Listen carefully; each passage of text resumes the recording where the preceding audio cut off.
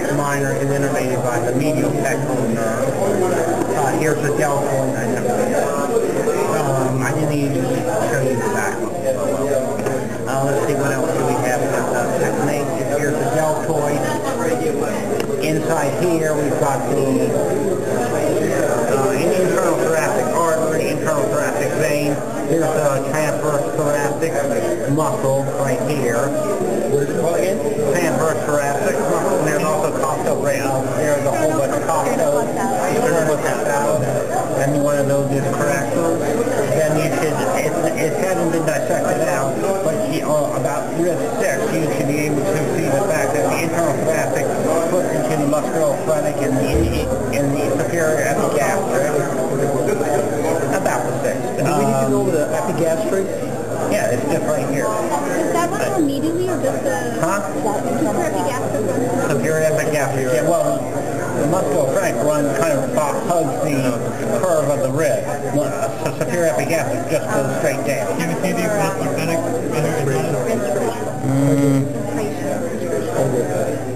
I would have to dissect it out better.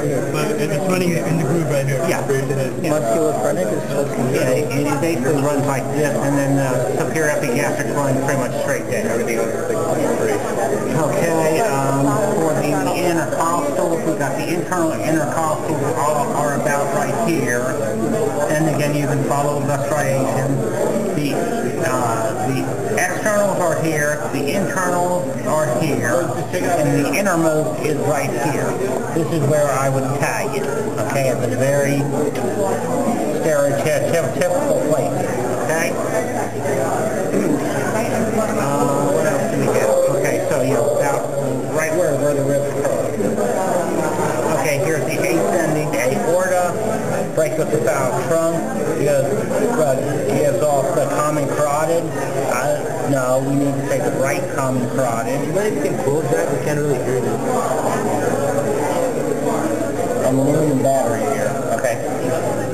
Anyway, so basically we got the right the right common carotid, the right vertebral, and then it just continues as the right common carotid. It then crosses the clavicle where it becomes the axillary. Axillary then becomes brachial about the inferior border of teres major, and then it just becomes brachial, and then it splits into the ulnar and radius. Again, this splits abnormally high. It's just a variation. Just remember that the radial runs very, very superficially and towards the thumb, and the ulnar dives down deep, normally at this level, at the distal border of the cubital fossa. The ulnar then gives off the ulnar recurrent, which is a very tiny little artery, and then it also gives off the common interosseous, which splits off into the anterior and posterior interosseous arteries. The anterior interosseous innervates the flexor muscle, the posterior innervates the extensor muscle. For the ulnar recurrence and the interossei, anterior and posterior, can we see that here? Are you gonna? I'll try. If I have time, I'll go to a table because this looks abnormally high for whatever reason. Or you can pin one of the brackets. I would pin the major vein. Deltoids, of course. This is the long and short head of the biceps brachii. This is coracobrachialis right here. This is the this is the brachialis.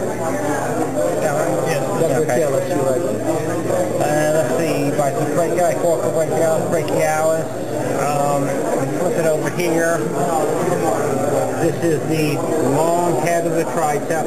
This is the lateral head. Remember, the long head goes underneath teres major right here, but it goes underneath teres minor, which is right here. This is the infraspinatus. This is the supraspinatus. Again, it hasn't been dissected out. Supraspinatus, infraspinatus, teres minor. You can actually see the long head going underneath teres minor, but over teres major muscle. Okay?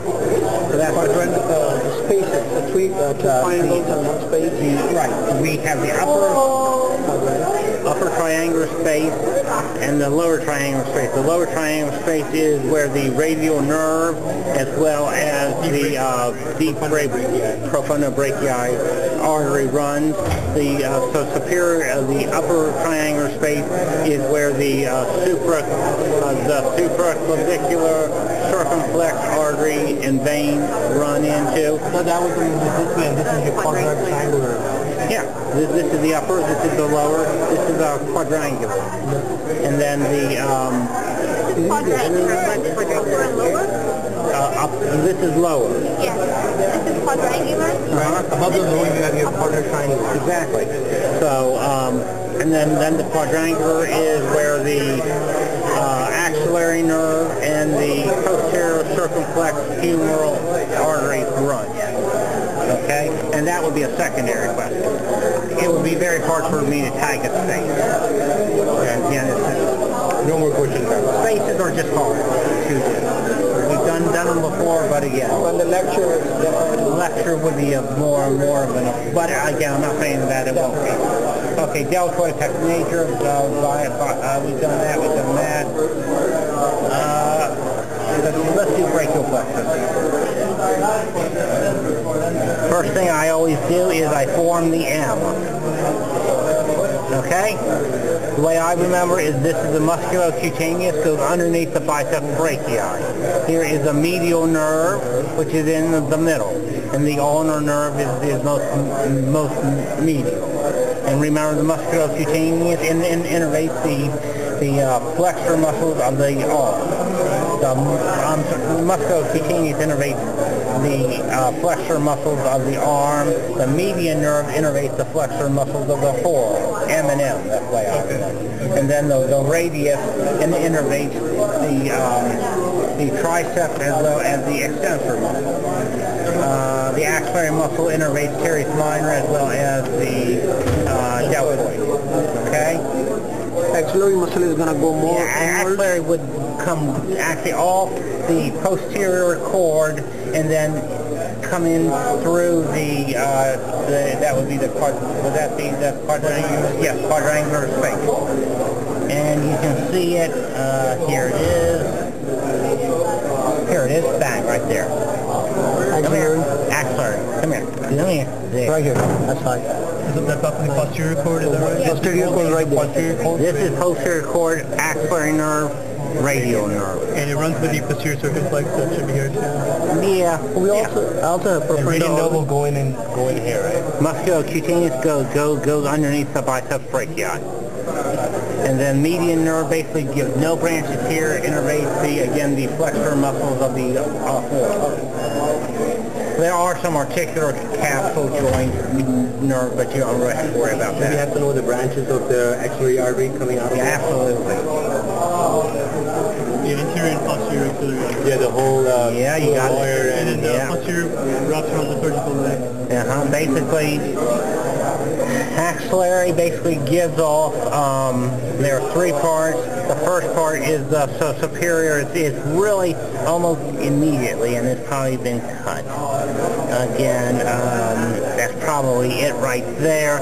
So we got the first part is the superior thoracic artery. The second part has two parts. The thoracoacromial trunk, also called the thoracoacromial artery, gives off four branches. Now, most of this will be more applicable for the theory test, which is the pectoral branch, deltoid branch, acromial branch, and clavicular branch. Again, most of this has actually been cut. Does that matter, like it's not in the notes though, the PDAC? PDAC, It's not in the exactly. notes, but should we know this anyway?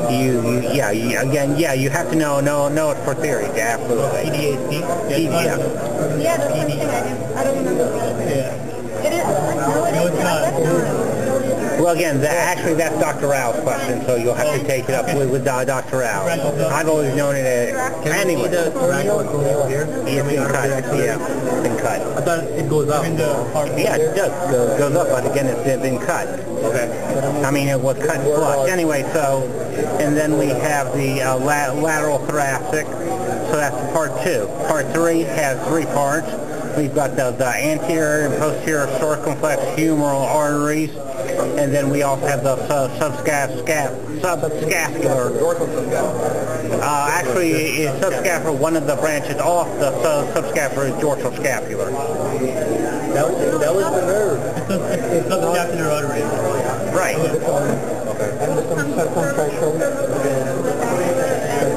Again, all these full force theory. I don't know what Dr. Rao may have changed it from last semester. But they could be on the axle? Yes. Not on the long. It was